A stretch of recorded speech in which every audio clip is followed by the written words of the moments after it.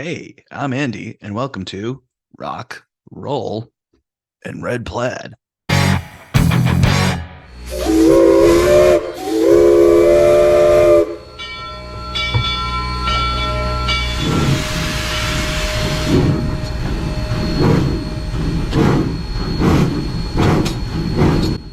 Tonight on Rock, Roll, and Red Plaid, my guest is Mark Huber, aka Hyce.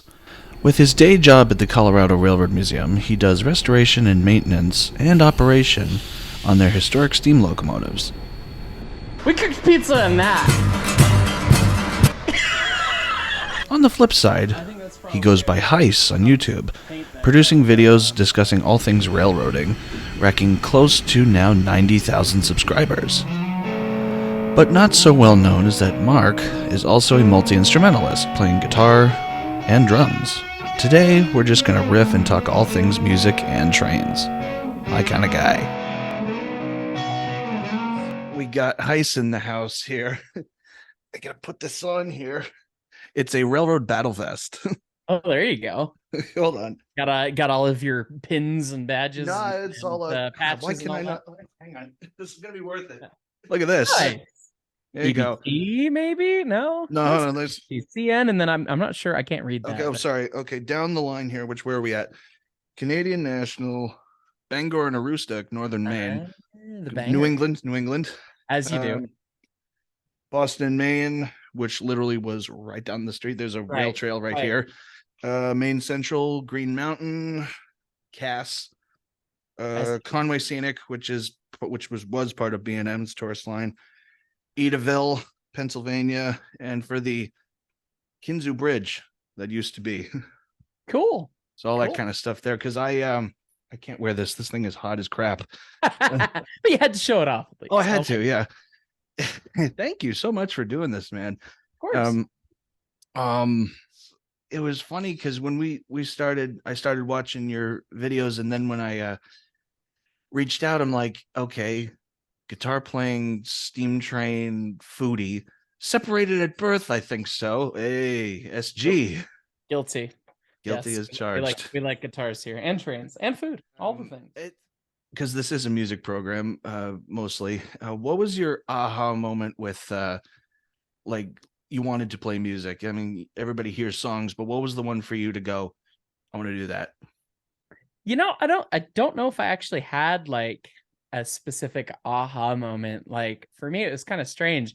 I always talk about how I fall into things just somehow, and now I'm doing this. Okay.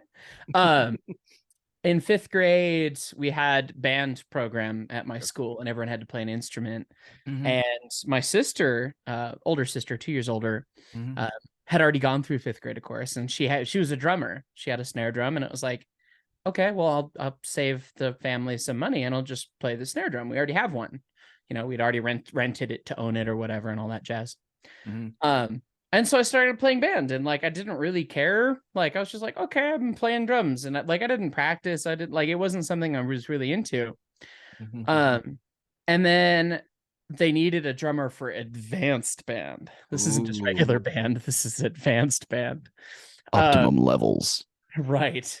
Which was after school. And the first chair couldn't do it, and I was the second chair at the time.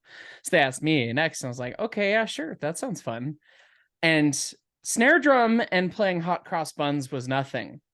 But I got sat behind the world's junkiest kick drum and a cymbal that had been run over 100 times by cars and just looked awful. You had the cymbal, the bass drum, actually and was the ran snare over drum, by and cars? then you were like, oh my God, I'm John Bonham now. I have a kit. It's not like a kit, but it was a kit.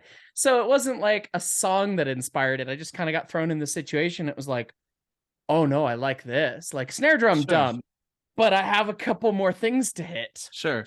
Cool. And then then I proceeded to attempt to be John Bonham for like the next 4 years of my existence. So. All you drum guys say John Bonham. Every single drummer I've ever worked with throws him in there somewhere. Maybe he was the greatest, You listen to him, and he just had that groove and that sound. And I mean, who doesn't love the sound of a giant Ludwig kit? Like, I have a Ludwig. Yeah, the kit I have upstairs is a Ludwig. There you go. You gotta love it. Was he the greatest drummer? I don't think so. Mm. I think he was very influential. Obviously, you hear drummers talking about him. Um, I would probably put him after Neil Peart, and then Oh, Buddy Rich, of course. oh, and But both you Buddy's couldn't, not a rocker. But but you could yeah. not have Buddy Rich. Well, we'll put it this way: you couldn't have Bonham without Buddy Rich because he Oh, loved. absolutely. Yeah, Yeah. Yeah. yeah. But it's funny you talk about first chair, second chair, because I Right. started playing guitar when I was 10. I Okay. wanted to play when I was 8. I just kind of one of those things. And it was Queen. Because as soon as you hear the guitar solo from We Will Rock You, I don't care how everybody says how cliche it is, it still puts the hair on my arms that end. Right. And I'm going to see Queen at the Garden in Boston here in about a month. And it's like, full Dude, circle. seeing Sir Brian May, the man, Sir, the legend. Sir, Doctor, whoever. Sir Doctor, everything all at Literally. once. Ridiculous human. The human that, like, you're playing Dungeons and Dragons and you got to roll for your stats, and he just crit succeeded everything, and all of the stats are just high. You're like, how'd you do that? How are you like already a level? He's won at everything and he hasn't even started.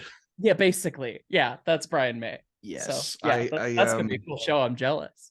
So the first instrument you say was the drums. Yeah, for you. I was a drummer Okay. first. Okay. I played drums and only drums for about 4 years, and then I got into guitar. And again, I fell into the guitar. I did not choose to seek the guitar out. We in 7th grade they had a guitar class and taught us guitar, and they taught us some chords and whatever, and I didn't really care. I didn't really pick up anything. I'm not laughing at that, but the 7th grade guitar class they had when I was co-teaching it because nice. because I was already there, Right. Like... That's funny. That's funny.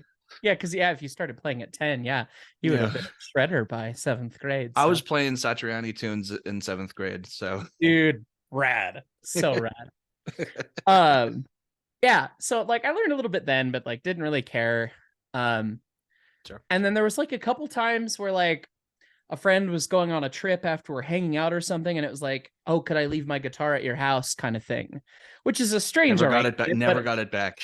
Yeah, well, he did was the thing, but I like, okay, well, that's an good. Electric guitar, and the first time playing electric guitar and being like, oh, this is kind of cool, but like I messed around with it, didn't really like think about it, didn't get into it. I played a lot of Guitar Hero and a lot of Rock Band. And then with this one day, my dad and I just go to Best Buy to go buy a printer, of all things. Oh gosh. Okay, we're gonna go buy a printer. Printing my notes, of course. Right, as you do. Gonna go buy a printer.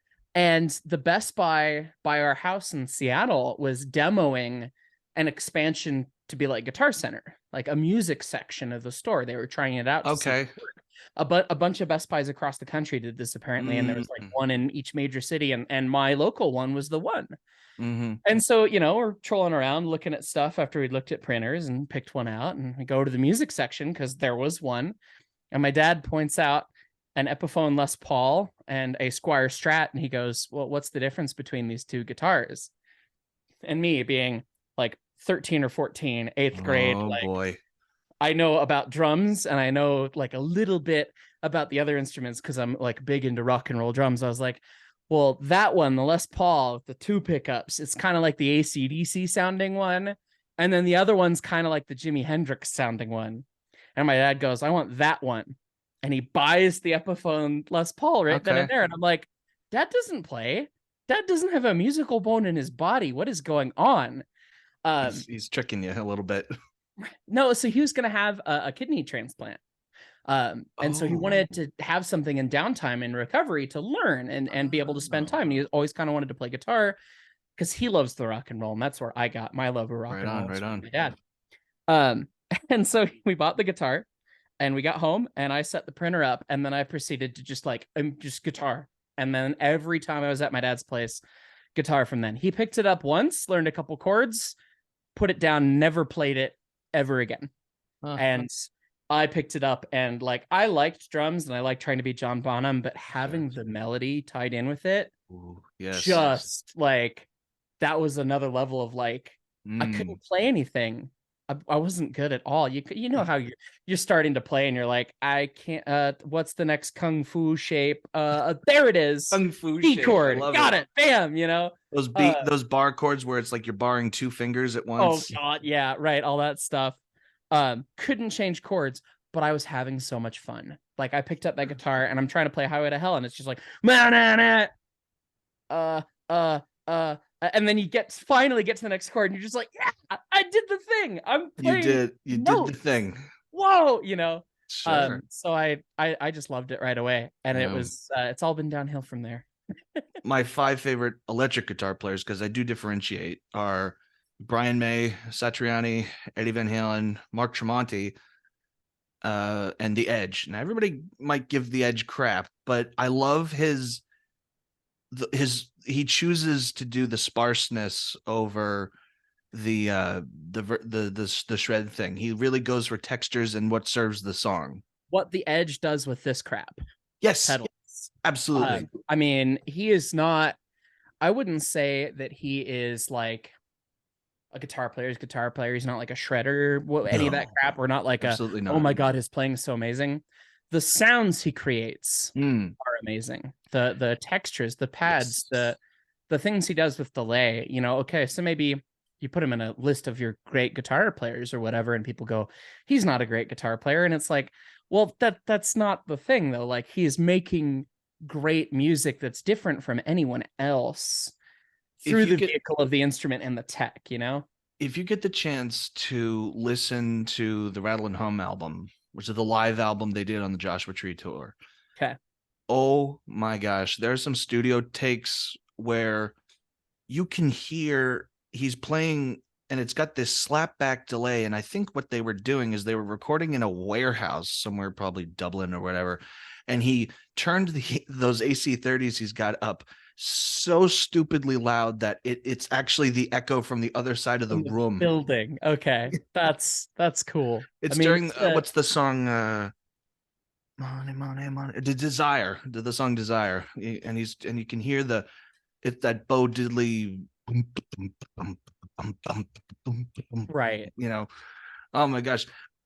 Who said it? Billy Gibbons from ZZ Top said if you played the Bo Diddley beat for a fetus just after conception, those little feet will dance. I love that. I believe it.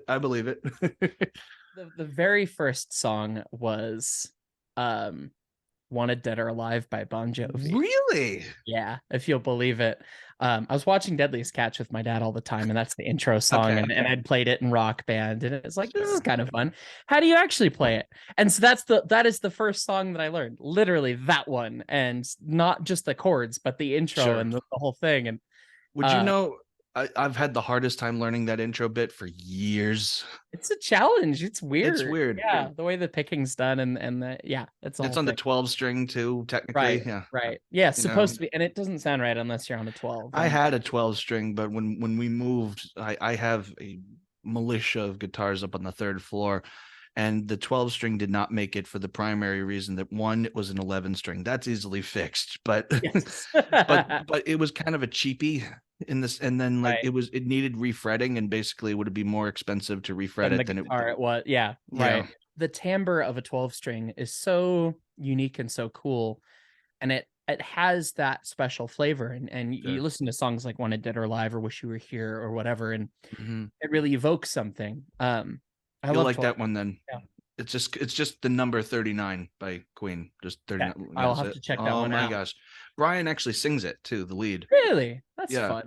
And you can tell it's him. That soft, very velvety voice he has just as a speaking, you know. Right. Sir Brian May. That's so much fun. I've got an acoustic 12.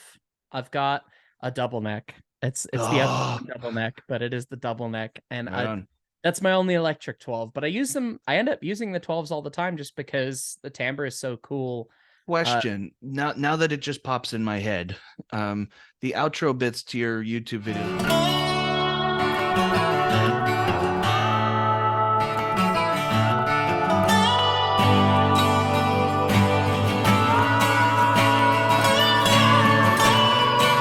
Slides and stuff. Is that you?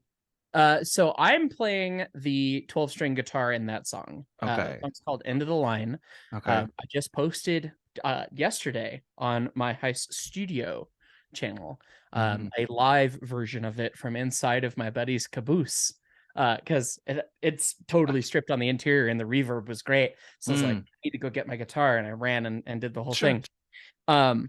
So you can listen to the parts that I play. The lap steel and the harmonica and everything else that comes in there, that's Wings and Strings. Wings and Strings, fellow developer on Century Steam, good friend of mine, the other half, or other third, I guess, if you include Goose, of Burnham and Run, which is our band name for us doing soundtrack type stuff. Nice.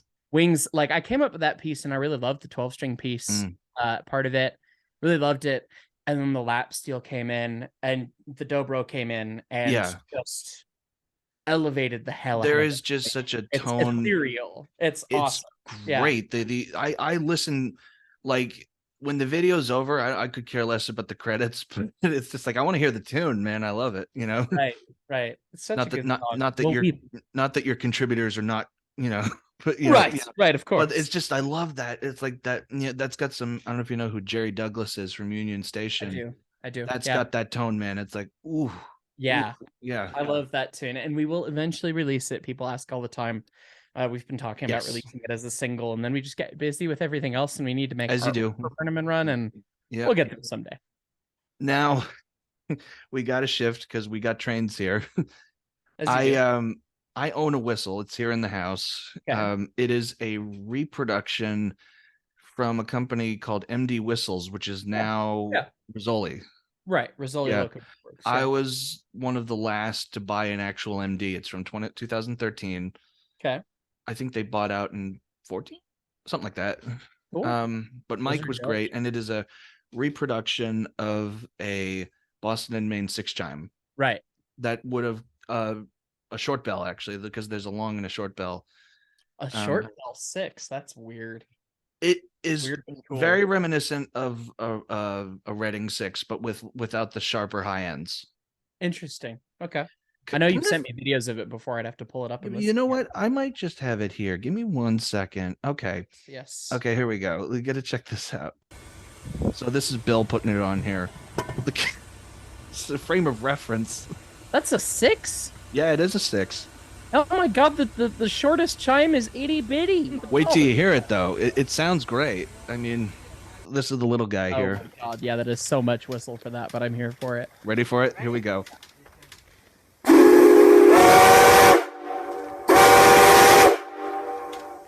Cool. A lot of bark. Yeah, that's a cool sounding whistle. I love it, and it's supposed to be a light Pacific type.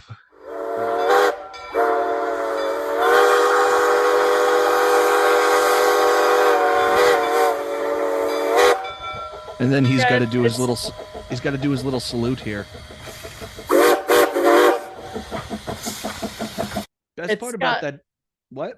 It's got flavors of Reading 6, but it's so unique too. Like, that's a very distinct sounding 6. B&M, baby, B&M. That's the main narrow gauge railroad museum in Portland. Portland's gone through a bunch of changes over the years. Like, it's really becoming basically a hipster town now, which is great. Right. As it's kind of like I don't know, it's almost like a West Coast town, but it's right. But on the East like Coast, a mini San Francisco, you know. That's cool. But anyhow, we get to the end of the line, which is right at the there's a big bridge that goes across the Casco Bay, but you don't go over it. It's just abandoned, whatever, and that's where you run around and you go back. That was just a day for when we were just doing guest engineer stuff, and they wanted some sound bits, like as you do. And we just went to town at just stopped at the end of the place, and we get a radio communique. I mean, and we go, engine 3, come in. No, you're getting noise complaints. I'm like, oh, what, next door? They're like, no, across the bay, 2 miles away from the island. That's hilarious. And that hits close to home. We get the noise complaints all the time. The connection between the trains and the music, obviously there's the whistles and things, but like, I'm not gonna say the traditional railroad music has kind of been tapered out here, but I like experimenting with it, like to me there's a song my band did called it's called John Henry. Like everybody and their mother has done a song John Henry, but this was Yeah. our version and our song. Cool. But Cool. there was this riff in there that purposely I wrote to sound like a moving freight train. Doing the recordings of the songs in the caboose, I mean, there's always connections to it, but what is it for you personally? It's interesting because music and the train stuff kind of really were always really separated in my mind, right up Mm, until they weren't. mm. Um, I kept it pretty separate because, like, I was learning guitar going into high school, and you get bullied for liking trains all grade school. What are you gonna do when you get a new start? You don't talk about the trains, Oh, I'm a musician. I'm into AC/DC now and everything. And Rock and roll then, train, hey. right, Rock and Roll Train. That was actually the first show I ever saw was AC/DC Ah, on my first day of high school. On that day, that night, I got didn't to they go have the see giant AC/DC train on in that the tour. bit? Yeah. Yeah, they had the big. It was like a Pacific or something, but She would big see. big I choo didn't even choo. They notice rolled that. Of out course on you did. stage, and I got teased so hard by my uncle who was next to me, like, "Dude, guitars and trains," and I'm like, "Yes, I get like, yeah, that's the thing. Welcome, this is me." Which is super funny that ended up being my first show, but Hey, first like actual concert I went to, and oh my god, so much hey. fun. Uh, But I really kept it kind of separate, and then it was only later that I realized, and it was one of the early YouTube videos I did on my channel, like realizing that what probably helped me as a drummer early on was just having that 4/4 of a steam engine built into my head. mm, Because I grew up playing with a model train with my granddad, and it was a big point that it was a model 346, like the little engine back there. that's Um, awesome. in SN3, and we'd run it back and forth, and we ran it all the time because it had a chuff cam. And he Hmm. told me it was important that, it has these 4 even chuffs every time, and it's this whole thing. And like I had that concept of timing and the rhythm of the Yeah, exhaust beats of a steam engine early. yeah. And then I picked up rhythm stuff really easily. And I never Right. made that connection, like, oh, that probably helps. I bet Uh, you. I bet you Phil Rudd would be a fantastic engineer. Just hearing the grooves, right. Just locked in, pulls the throttle, locked in. Yeah, Right. probably. Yeah. Yeah. Yeah. Yeah. Although So I will say I've been on.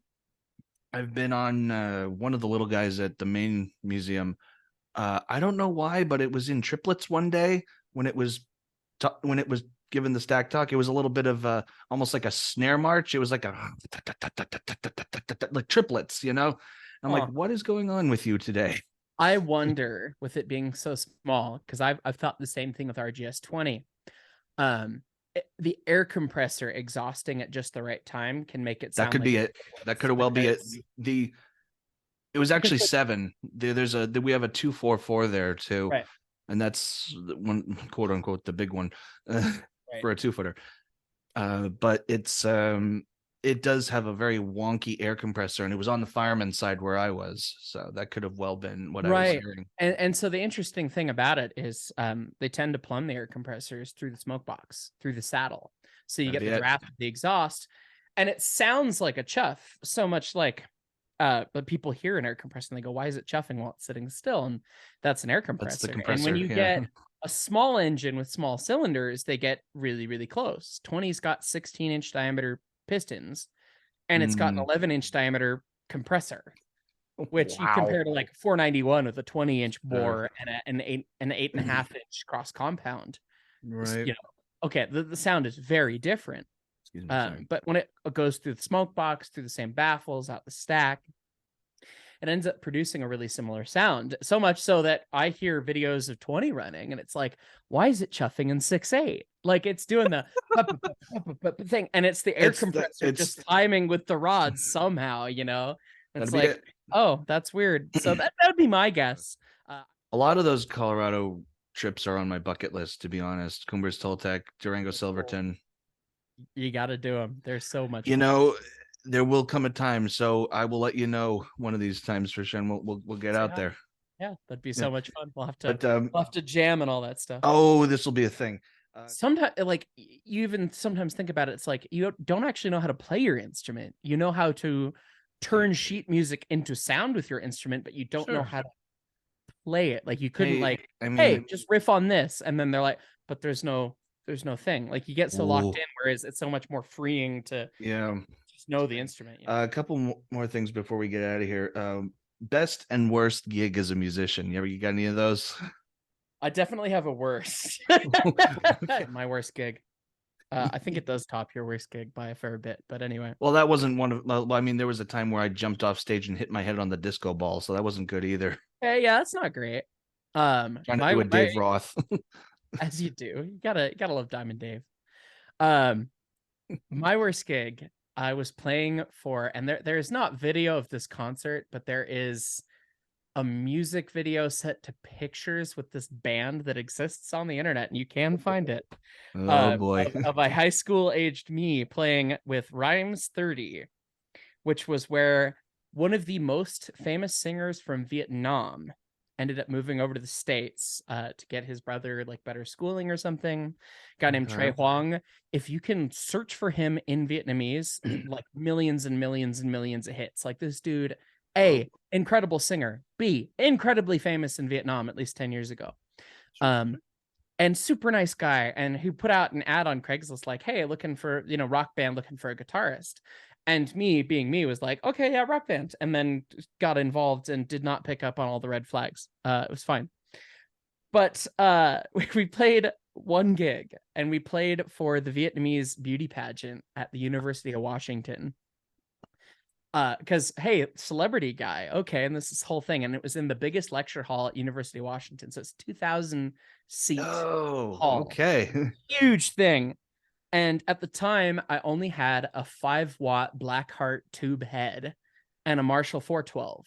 Okay, well, And the that was what I 412 had at for a least, rig. The 412, you're moving some air, but I wasn't allowed to have the amp on stage because it would mess with the flow of the beauty pageant. So it had to be on the side of the stage. and you Could mic barely it or hear it. whatever. Yeah. It didn't mic it. What? They didn't mic it. There were no monitors on the stage. So it's just the mains, and all the drum tracks were electronic drum tracks. And so I'm watching Trey Huang, who's at the front of the stage, tapping his foot to the beat. And I'm like, oh, please, dear God, I hope he's actually tapping in rhythm, because that is all I have. I cannot hear the drums at Can't hear all. anything. Yeah. And I've got this thing dimed just to be able to be heard. And he's like, no, it's too loud. It's too loud. I'm like, it's too loud on stage. It's not being mic'd. There's 2,000 people up there. Gotta hear something. Hear this at all, Gotta hear something. I'm just a guitar player wearing a suit that's there for effect, basically. It's a There's prop, no more or less. guitar making it to the audience. Oh my God, it was horrible. It was just the worst. And yeah, I don't know. Maybe it sounded okay out front, but God, no monitors, no mics, no gear on stage.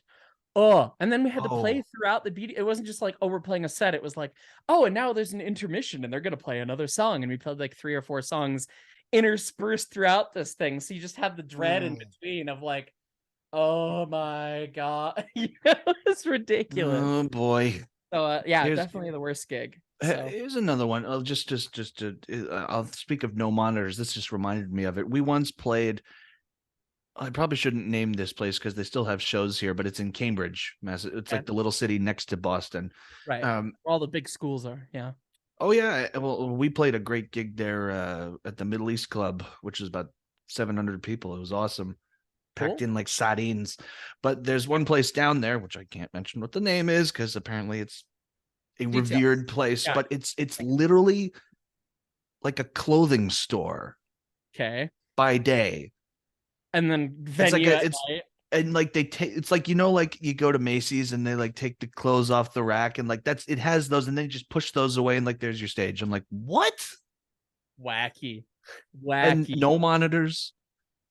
And on top of that, my bass player has an 8x10. I have a 412 with my Marshall Super Lead. Dude, best amp ever. I have one. Well, I have the DSL, the combo, but that I love that thing to death. I really do. Got it back. My tech guy here in town here had it biased, and it sounds great. And DSL 100 or 40. It's the 40. It's the combo, but I had a 412 with it also because I'm just a jerk. Well, yeah, I feel that. I've got the 2 Marshalls I have these days. I have a DSL 100. Ooh, yes. That I don't end up using just because I have the vintage one. I've got a 1980 JMP Super, yes, 1959, and Dude, okay. So when Hellbot, my last band in Seattle, Hmm. which I probably had a best gig with them. Like all of those gigs were great and so Sure. much fun. But Is that the one um where you fell? I feel like you did a video where you fell on your back and had like an Angus Young epileptic seizure on stage. that well, I mean, that's happened in Hellbot, and that's happened with my current cover band here in Denver. So I guess it depends on how much leather I was wearing. But um Hellbot, when we went to record, we went to the studio. We recorded at Synergy Productions in Seattle, which is where Ann Wilson from Heart has recorded, and the Ooh, Dave Matthews okay. Band, and like it's a legit studio, super Hmm. nice. Jason, who runs the place, is a sweetheart, great dude.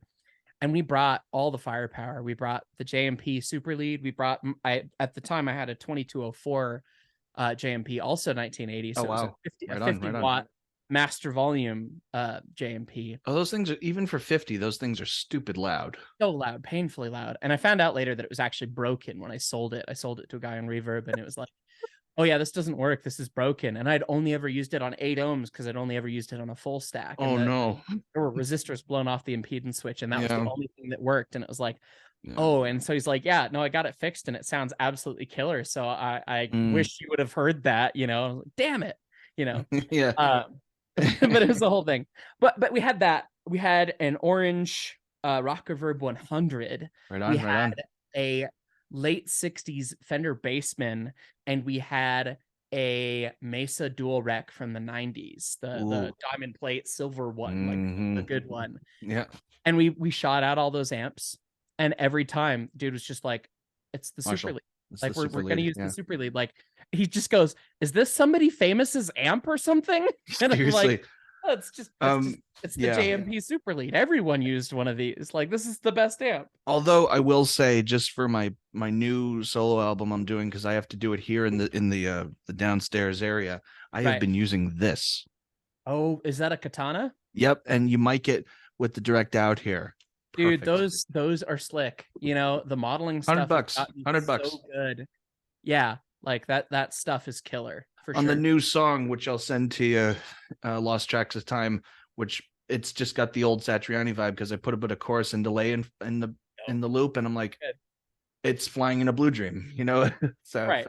Right. but I have to show this photo because this just amused me so much. This Yeah. is a man who's very excited for his lunch. Yes. Pizza on the coal scoop in the Oh steam my engine, gosh. you know? It's perfect. We we did that a few times on the engines here. During Polar Express, Bill, the guy you saw putting the whistle on, he tried to do like the pre-made sugar cookies. That How'd did that not turn go out? over well. Yeah. He goes, they tasted too much like sulfur, Andy. I don't know what. I'm like, I know what happened.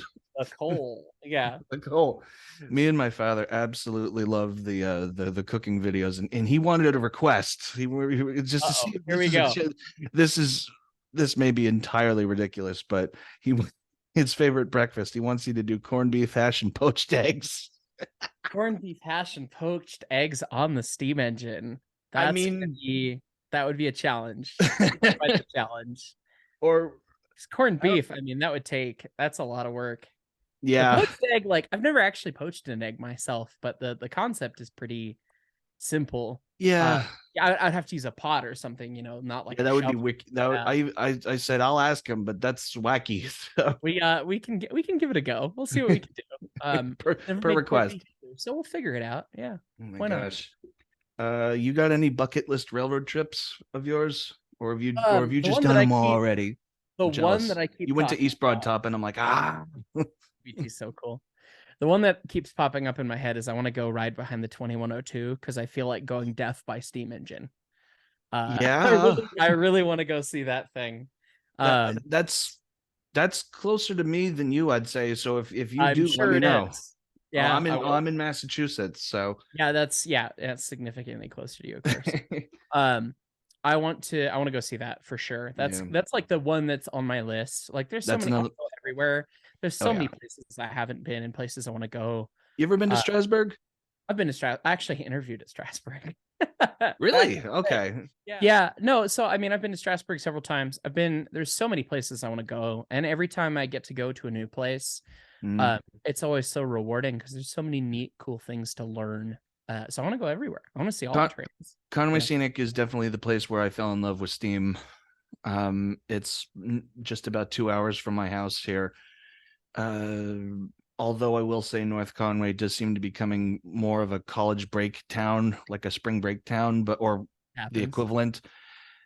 Even then, it's very similar to EBT in the sense of like there's an engine house from 1874, the station is from 1874, the freight house, same thing.